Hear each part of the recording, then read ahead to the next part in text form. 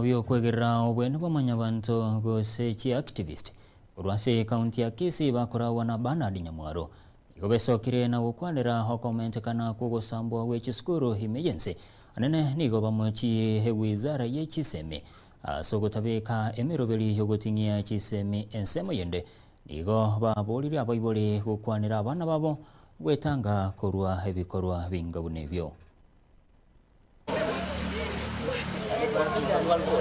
Those challenges which are in schools is as a result of incompetence, inefficiency, lack of competence, lack of implementation of the policy of education, which includes what Matiang'i was doing when he was in the Ministry of Education, going to schools to establish problems, challenges and raising solutions for the same.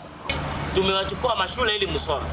Na kwa shule si kwa kwenda kupractice gunism ama kwenda kupractice kufanya mama mabaya. Ni maisha yenu mnaharibu. Lakini nasisitiza kwa wazazi tuache kusema mtoto wangu ana miaka 10 hawezi choma shule ama ana miaka 16 hawezi choma shule.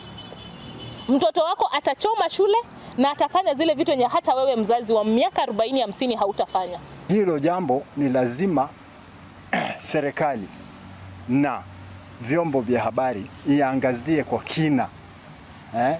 Kwa sababu ukiona hatujamaliza Shakahola nyingine imekuwa shuleni, imekuwa Nyeri. Sasa tunaenda wapi kama nchi?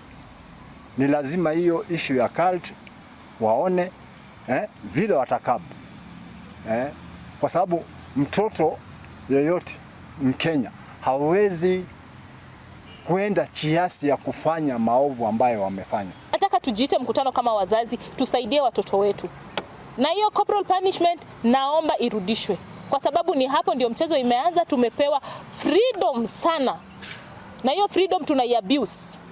Wakati tuna abuse freedom inamaanisha ni inchi tunataka kuchoma. Tucheze na kila kitu lakini tusicheze na elimu.